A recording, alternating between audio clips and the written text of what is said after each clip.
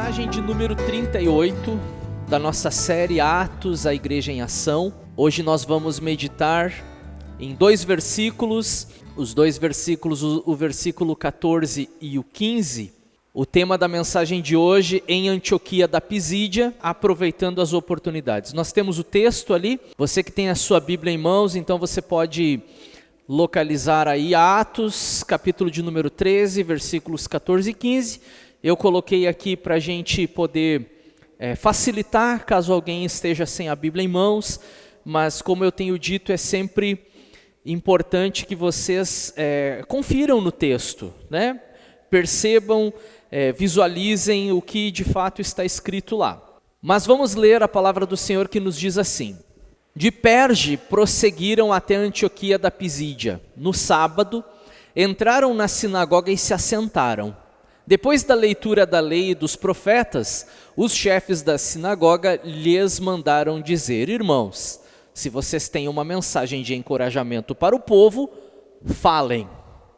Eu até queria ler um pouco mais o texto, entrar um pouco mais naquilo que acaba sendo a resposta do apóstolo Paulo a essa solicitação, mas eu quero deixar isso para a minha próxima pregação, porque a mensagem que o apóstolo Paulo prega em Antioquia da Pisídia é uma linda mensagem, muito bem estruturada nas promessas de Deus. Eu já estou meditando nessa pregação, que será daqui a alguns dias, eu já estou meditando nela e pensando nas promessas de Deus, aquilo que o Senhor promete e aquilo que Ele cumpre dentro do seu tempo e dentro da história. Mas hoje eu quero ficar nesses dois versículos e pensar que Paulo e Barnabé, agora João Marcos já tinha deixado eles em Perge, uma cidade, a última cidade registrada por Lucas, e eles chegam a essa cidade, nós vamos ver daqui um pouquinho, inclusive no mapa, né? A cidade de Antioquia da Pisídia, e como vocês sabem, os judeus eles fazem o culto deles no sábado, não é como, por exemplo, a comunidade cristã que faz no domingo. Existem alguns grupos cristãos que também fazem no sábado, mas só por uma questão cultural aqui. Como Paulo sabia que todo sábado eles se reuniam na sinagoga, eram assim chamadas as casas de oração, onde os judeus que não estavam em Jerusalém, não podiam visitar o templo em Jerusalém, eles construíam, em todas as cidades onde os judeus chegaram, eles construíram essas casas de oração chamadas sinagoga, onde eles se reuniam, eles cantavam hinos, especialmente os salmos da palavra do Senhor, eles liam a palavra do Senhor e sempre tinha ou um comentário dentro daquele versículo, era mais comentado, ou até mesmo uma homilia, uma pregação. O Paulo e o Barnabé eram judeus, Paulo provavelmente ele é conhecido, e se ele não é conhecido, a informação chega ao chefe da sinagoga, que fica sabendo que o rabino Paulo, discípulo de Gamaliel, estava presente naquela reunião. Então vamos aproveitar a presença do irmão aqui, vamos dar a oportunidade para que ele fale alguma coisa. Era comum e era costume entre eles quando chegava alguém assim conhecido, que tinha credenciais, né? Embora nesse momento eles ainda não soubessem que Paulo agora na verdade não era mais um mestre da lei, e sim um proclamador do evangelho da paz. Mas até o momento eles enxergavam em Paulo um rabino, discípulo de Gamaliel, como eu já falei, vindo de Jerusalém. E aí Paulo aproveita essa oportunidade e ministra uma linda pregação que vai ser o tema, o conteúdo da próxima mensagem. Hoje nós vamos meditar um pouquinho e falando sobre uma rápida introdução. Então, em Antioquia da Pisídia, Paulo e Barnabé vão à sinagoga e recebem a oportunidade de falar aos presentes, que foi o que eu já disse. Nós vamos falar sobre proclamação, sobre compromisso e um pouco sobre urgência. Aqui no mapa, como a gente tem acompanhado essa trajetória do apóstolo Paulo, que saiu lá daquela cidade chamada Antioquia e agora está aqui numa outra cidade chamada Antioquia também, né? Curiosamente, duas cidades com o mesmo nome. Às vezes acontece, né? Tem algumas cidades por aí que têm o mesmo nome. Outro dia eu estava viajando, passei por uma estrada aí no interior, indo para a região norte aqui do estado, e aí tinha uma placa Gramado, mas não tem absolutamente nada a ver com a romântica cidade da Serra Gaúcha, né? É uma cidadezinha do interior chamada Gramado Xavier. Aí eu disse para a Bruna, esse ano eu vou te levar para Gramado, né? Qual que eu estava pensando nessa hora? Bom, a cidade aqui, capital da Síria, chamada Antioquia, tinha uma linda igreja, uma igreja missionária que enviou os missionários Paulo e Barnabé. Já preguei sobre isso. Eles navegaram, chegaram na ilha de Chipre, fizeram o trabalho missionário aqui, já falei sobre isso também. E aí eles vão e navegam até Perge, essa cidade aqui, dá uns 11 quilômetros da costa, né? Uma caminhadinha aí de 1h30, 2 horas mais ou menos, eles chegaram em Perge. O que aconteceu em Perge? Será que foi fundada uma igreja ali? Nós não sabemos. Lucas, o autor do livro Atos dos Apóstolos, ele não dá informação do que aconteceu em Perge. Historicamente, a arqueologia, pelo menos, né, nos dá a entender que em Perge não tinha sinagoga. E olha que para não ter sinagoga numa cidade era muito difícil, porque havendo 10 judeus, homens em idade adulta, já podia ter uma sinagoga. Então é possível que em Perge a comunidade judaica fosse muito fraca, ou talvez tivesse ali alguns judeus que não deram tanta importância para isso. A única informação que nós temos a respeito de Perge é que Marcos abandonou o barco justamente nessa cidade. Lembram da mensagem do domingo passado? O Marcos acabou desistindo da missão em Perge. Então a gente fica assim, o que será que aconteceu em Perge? Será que as coisas começaram a ficar difíceis para os apóstolos? Será que não houve abertura para o evangelho? A gente não tem essa informação. O que a gente sabe, que foi o que nós lemos hoje, é que eles partiram de Perge e foram mais ao centro dessa região toda aqui, que na época eles chamavam de Ásia, essa macro-região chamada de Ásia, né? Ó, lá no mapa diminuído você consegue ver lá em relação a todo o mar Mediterrâneo, ali está Roma, aqui nós temos a Grécia, né? Então aqui atualmente é Turquia, mas é chamado de Ásia. Aí tem a Ásia Menor, que é mais para esse lado aqui. Aqui nós temos as regiões Panfilha, Pisídia, por isso que a Antioquia se chama Antioquia da Pisídia, né? Em referência a essa região. No entanto, essa região aqui, ela é mais conhecida como Galácia, lá está o nome, depois nós vamos falar um pouquinho sobre isso.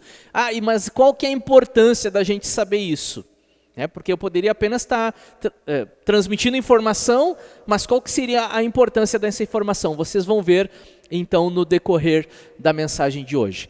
Eu tenho um quadro ali que é das curiosidades, né? Antioquia da Pisídia, como era chamada para distinguir da capital da Síria, já mostrei para vocês no mapa, fazia parte do setor administrativo da Galácia. Muito provavelmente é para essa igreja, juntamente com Icônio, Listra e Derbe. Então são 4 igrejas que a gente tem mencionadas, existem aquelas que não foram mencionadas, mas pelo menos 4 igrejas mencionadas na região chamada Galácia. Antioquia da Pisídia, Icônio, Listra e Derbe. E aí depois, mais à frente, a gente lê uma carta do apóstolo Paulo para as igrejas da Galácia. Muito provavelmente, a carta do apóstolo Paulo, que é escrita lá pelo ano 48, 49, foi a essas igrejas que nós vamos ver a fundação delas a partir de hoje. Então dessas 4, hoje nós vamos focar na primeira, que é a igreja em Antioquia da Pisídia. Como eu falei lá na proposição, aproveitando as oportunidades, né? Anunciei que falaria sobre proclamação, sobre compromisso e sobre urgência. E aí a gente começa a desenvolver uma ideia aqui, pode passar para o próximo. Você deve ter ouvido uma frase muito parecida com essa, talvez você até use uma frase parecida com essa, e não é que eu errei a frase, não é que eu não sabia de fato como a frase é, eu fiz questão de alterá-la devido à necessidade da nossa reflexão. Não deixe para amanhã o que você deve fazer hoje, né? A gente fala normalmente aquilo que você pode fazer hoje. Não é assim? Não deixe para amanhã o que você pode fazer hoje. Acho que foi a irmã Michele aqui que me perguntou como que eu estou fazendo um curso à distância agora, né? Aí ela me perguntou como que eu organizava os meus estudos, né? Eu disse, normalmente o último dia antes da prova é quando eu estudo. Tipicamente um brasileiro, né, genuíno. Mas não deveria ser assim, a gente deveria fazer as coisas, né, organizadamente. Mas o que nós não apenas podemos, mas nós devemos fazer? Não deixe para amanhã o que você deve fazer hoje. Obviamente que eu não estou aqui meditando sobre questões profissionais, eu não estou aqui meditando sobre os teus estudos, sobre a tua graduação, sobre a tua pós-graduação. Eu não estou falando aqui sobre o seu cuidado com a saúde, ainda que seja muito importante você pensar na sua saúde, sua alimentação, a atividade física, né? Não são sobre essas questões exatamente que eu estou falando. Mas eu estou fazendo uma referência àquilo que o texto nos trouxe. É curioso porque quando a gente se propõe a pregar uma mensagem assim, seriada, né, baseada num texto corrido, não é o pastor quem decide qual é o tema que eu vou pregar domingo que vem. É o texto quem vai mostrar, né? Outro dia a gente passou por uma situação e a Bruna disse assim, até poderia parecer que você estava com aquela pregação dando uma indireta para uma pessoa, mas como a gente sabe que a escolha do texto não tem absolutamente nada a ver com os acontecimentos semanais da igreja, né? Porque às vezes tem uma família lá que passou por um problema, aí o pastor vem, né, e traz uma pregação que fala justamente sobre aquilo. Deus mandou me dizer, irmãos, que era para pregar isso aqui, mas na verdade pode estar querendo usar um texto, né, para apontar o dedo, para dar uma alfinetada. Agora, quando a gente pega um texto e cada semana analisa um trecho desse texto, eu não sei o que os irmãos vão fazer durante a próxima semana, mas o que eu vou pregar no próximo domingo já estaria, né, vamos dizer assim, até nem sou eu quem prega no próximo domingo, mas se fosse, já estaria determinado pelo texto e não por mim. Então, quando a gente abre o texto, o que o texto fala a respeito de uma oportunidade que Paulo e Barnabé tiveram de pregar a palavra? Um segundinho da atenção de vocês, da reflexão de vocês. Vocês já passaram por uma situação assim? Parece que uma situação, ela caiu, né? Como a gente costuma dizer, caiu no colo de vocês. Uma porta se abriu para que vocês pudessem falar de Jesus. E agora, falo ou não falo? Às vezes, dependendo da pessoa, ela pode ficar com essa dúvida, né? E agora, eu falo ou não falo?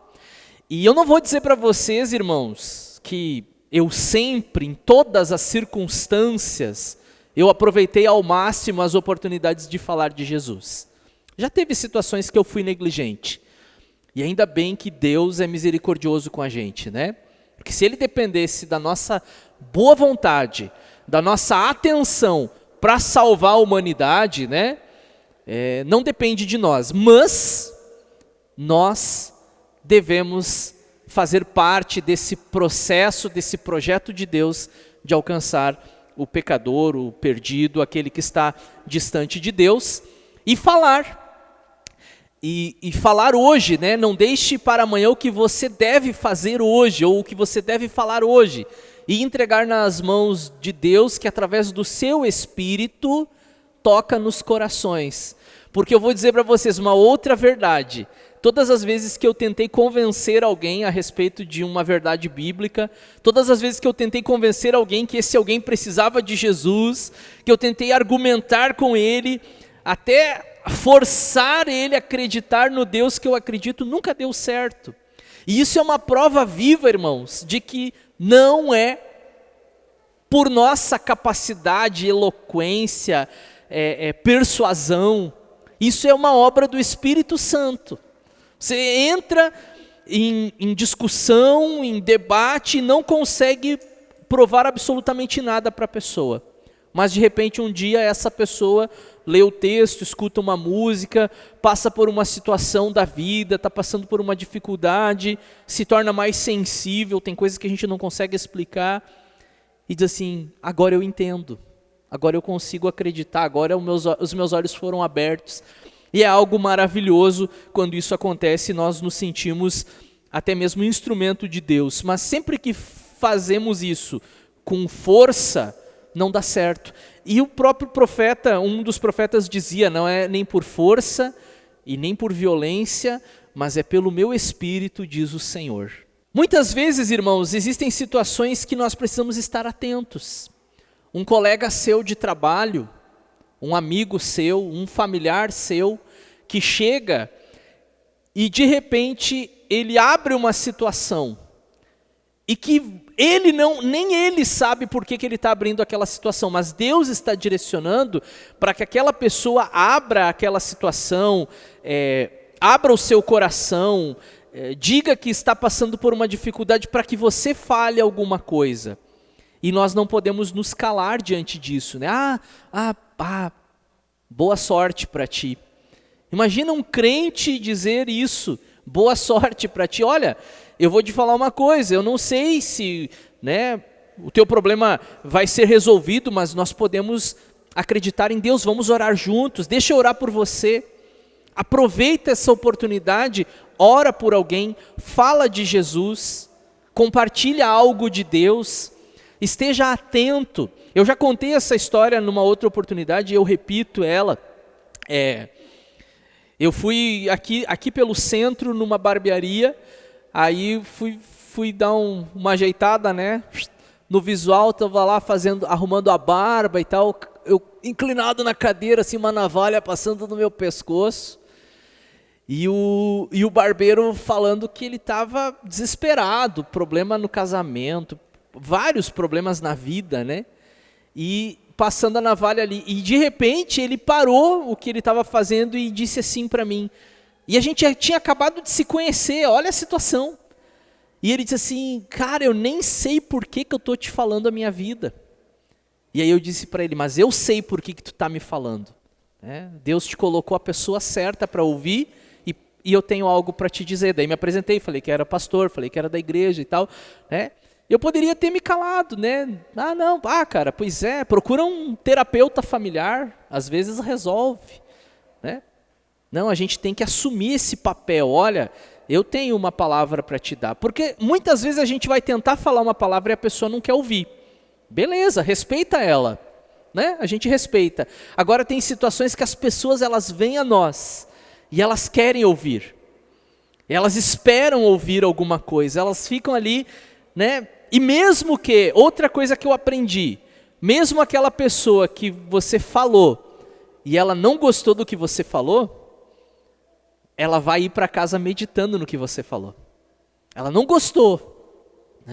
O que tu acha de tal assunto? Eu acho que está errado. Não, mas eu acho que não sei o quê. Tudo bem. Mas ela vai para casa meditando naquilo que você falou.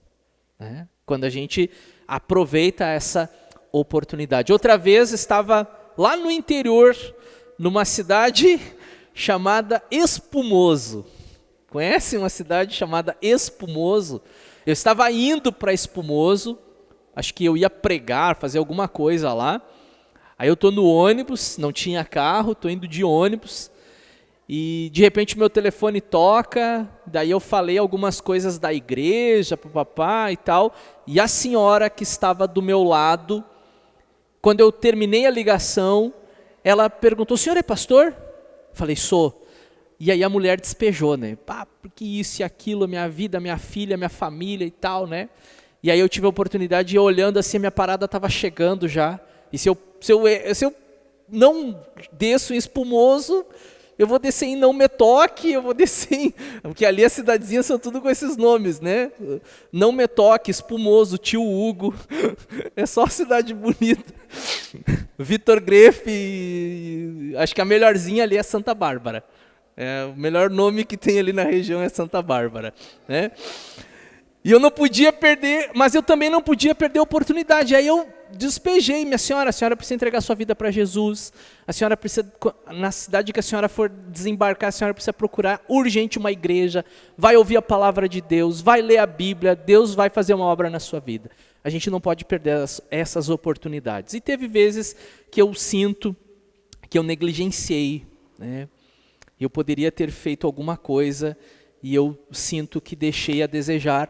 E estou sempre buscando essa direção de Deus. Senhor, não me deixa olhar para uma situação e não fazer nada. Eu preciso estar atento, né? Não deixe para amanhã o que você deve fazer hoje. A segunda ideia que eu preciso trabalhar com vocês, e que talvez, enquanto eu falava da primeira, muitos de vocês... Tá, mas como que a gente sabe a hora certa de agir? Como que a gente sabe quando tem que falar, quando tem que parar de falar? Por quê, quando, como?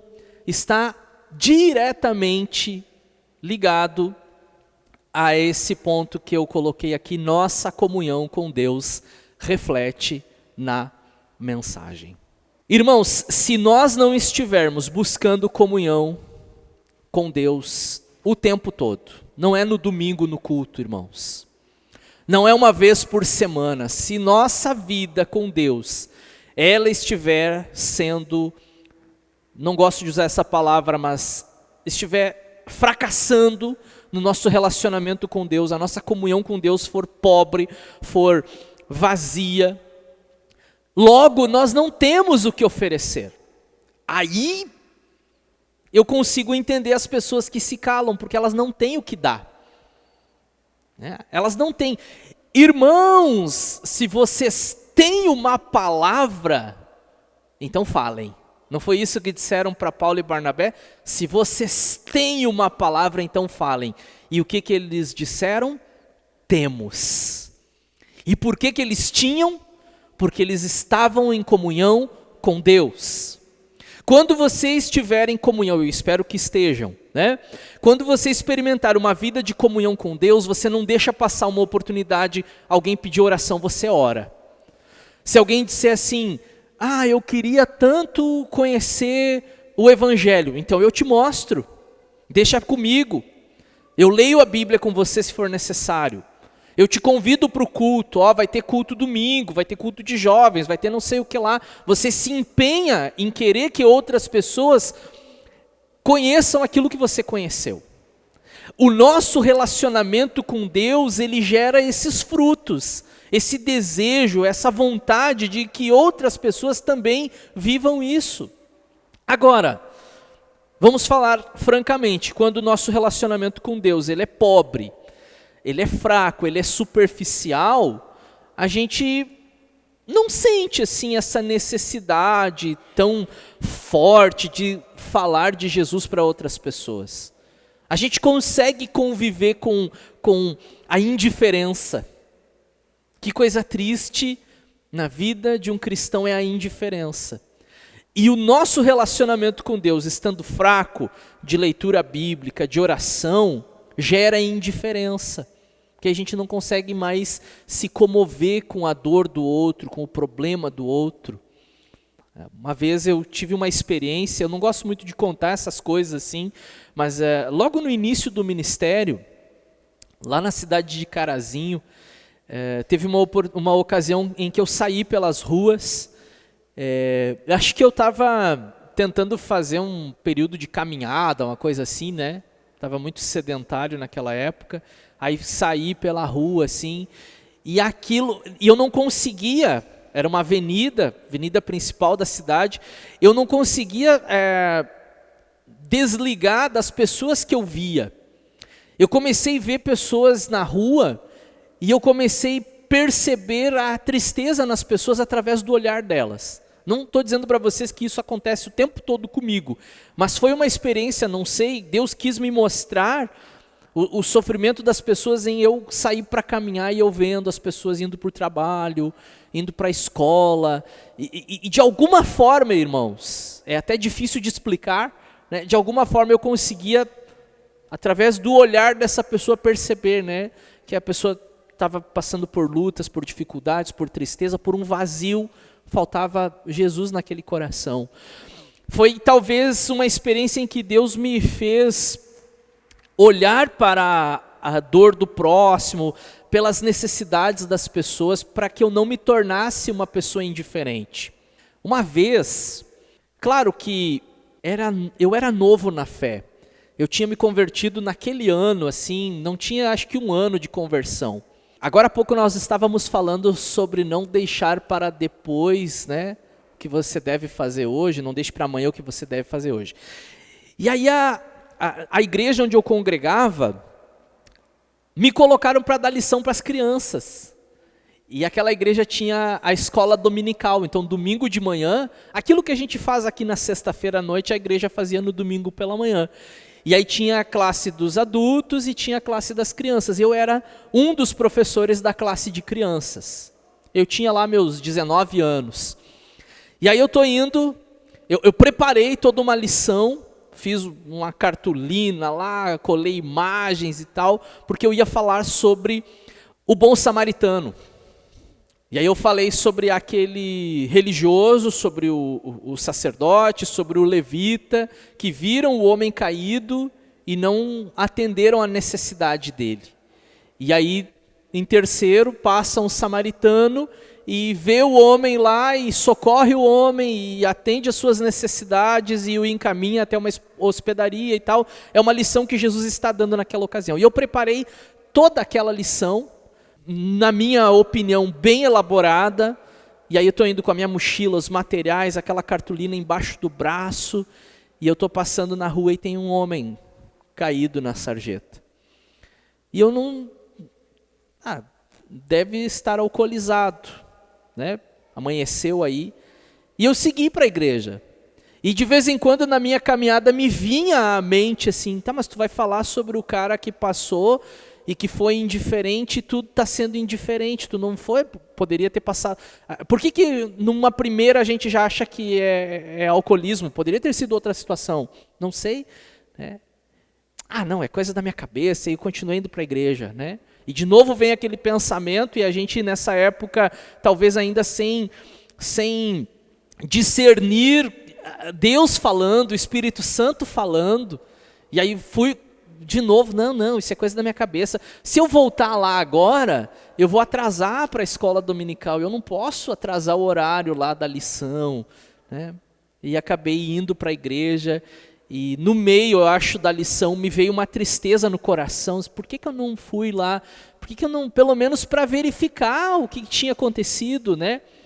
E foi uma sensação péssima, foi uma experiência tão amarga, tão ruim na minha vida, assim, no meu coração. Quando terminou aquela escola dominical, eu guardei minhas coisas, saí correndo da igreja e fui até a rua onde ele estava, e ele não estava mais lá, né? Me senti mal por isso, né? Então veja, vai ter situações, eu não sei o que aconteceu ali, nunca soube, vai ter situações que pessoas vão passar por nossas vidas, e talvez seja a última vez que vamos ver essa pessoa. Então a gente não pode perder uma oportunidade, né? E quando a gente vive em comunhão com Deus, isso vai acontecer de forma natural, porque vai ser um reflexo da nossa comunhão. Nós buscarmos uma vida de comunhão com Deus vai refletir na nossa mensagem diretamente. E aí, por último, que talvez alguém possa dizer assim, mas eu não sou talentoso, eu não sou eloquente, eu não sei falar bonito igual o pastor, igual o irmão Michael, né, outros irmãos da igreja, eu não tenho uma voz bonita como as irmãs que cantam aqui. Como é que eu vou falar de Jesus? Como que eu vou compartilhar do amor de Deus? Como que eu vou falar dessa fé se eu nem tenho formação em teologia, eu não fiz seminário? Como é que funciona esse negócio? E aí eu digo para vocês que Deus não está à procura de pessoas talentosas, e sim disponíveis. Tem muita gente talentosa por aí, mas não está disponível para Deus. Tem muita gente que fala bonito, que conhece a Bíblia de capa a capa, mas não está disponível para Deus. Deus não está à procura de pessoas talentosas. Deus procura pessoas disponíveis.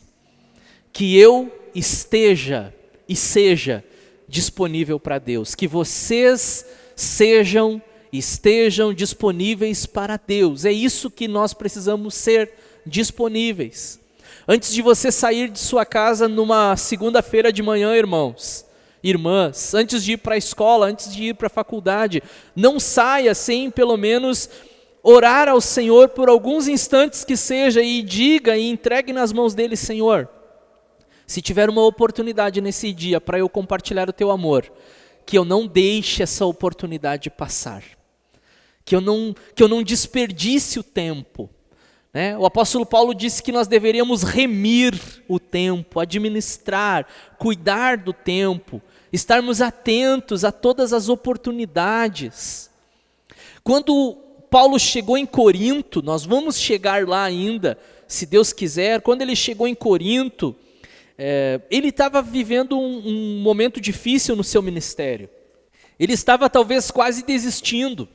E ele teve uma visão e Deus falou com ele e disse assim: Paulo, fala e não te cala. Fala e não te cala. Quantas vezes, irmãos, nós nos calamos? Quantas vezes nós não falamos, nós deixamos de falar, somos, como disse antes, indiferentes, negligentes. E aí tem um versículo que eu queria deixar com vocês, dentre muitos que eu poderia, né? Agora aqui pregando me veio Atos 18, que é esse fala e não te calas, e tantos outros, né? Jesus dizendo, vão por todo mundo, proclamem, né? Anunciem, falem. Mas eu me lembrei desse aqui em 1 Pedro, antes, santifiquem Cristo como Senhor no coração. Aí essa parte, estejam sempre preparados para responder a qualquer que lhes pedir a razão da esperança que há em vocês. Vocês têm esperança? Há esperança no coração de vocês? A gente meditou aqui na sexta-feira sobre a segunda carta de Paulo aos Coríntios, né? Falamos um pouco sobre a esperança que Paulo tinha. Apesar das dores, das lutas, das dificuldades, ele mantinha viva a chama da esperança. Então nós temos a esperança. Mas e qual é a razão dessa esperança? Por que nós somos diferentes? Por que nós não nos desestruturamos, não nos desequilibramos? Por que nós nos mantemos acreditando, servindo, louvando? Muitas vezes as pessoas não entendem por que no momento mais difícil da nossa vida a gente diz glória a Deus. Ao invés da gente espraguejar o mundo, a gente dá glórias a Deus, a gente canta, a gente vai para a igreja. Aí as pessoas dizem assim, poxa, mas você vai para a igreja, cara? Está dando tudo errado e você vai para a igreja. Não, porque eu tenho esperança. Há uma esperança viva em mim. E qual é a razão dessa esperança? Pedro diz assim, se perguntarem para vocês qual é a razão da esperança de vocês, estejam prontos. Eu estou pronto para responder. Eu estou pronto para responder qual é a razão da esperança que eu tenho em Cristo. Estejamos prontos. Moisés, Jeremias, tantos outros homens de Deus não se achavam talentosos o suficiente. Não sabiam falar, se sentiam pequenos, se sentiam imperfeitos, se sentiam despreparados, assim como nós. Mas eles se colocaram à disposição, estavam disponíveis para Deus. Você só precisa estar disponível. Deus faz uma pergunta retórica, usando a boca de Isaías, A quem nós enviaremos? Quem há de ir por nós? Claro que Deus já sabia quem ele ia enviar, e é claro que Deus já sabia quem deveria ir, mas ele faz a pergunta, a quem enviaremos? E quem há de ir por nós? E aí eu respondi, eis-me aqui, envia a mim, diz Isaías. O Senhor ainda está enviando. O Senhor ainda está chamando, o Senhor ainda está enviando, e nós precisamos ser aqueles que oram e dizem: Senhor, eu estou aqui, envia-me, se for da tua vontade, para fazer o que o Senhor quiser. E Deus está querendo te usar, meu irmão. Quando a gente fala sobre sermos úteis nas mãos de Deus, não é que você tenha que mudar de país, não é que você tenha que se tornar um pastor, para que você seja instrumento na mão de Deus. Deus está querendo te usar no lugar onde você está. Que você seja uma planta que dá frutos onde você está plantado. No seu trabalho, no seu ambiente de trabalho, na sua casa, na sua vizinhança, ali é o seu lugar, né? Para que Deus esteja te usando e para que você seja e esteja disponível ao Senhor.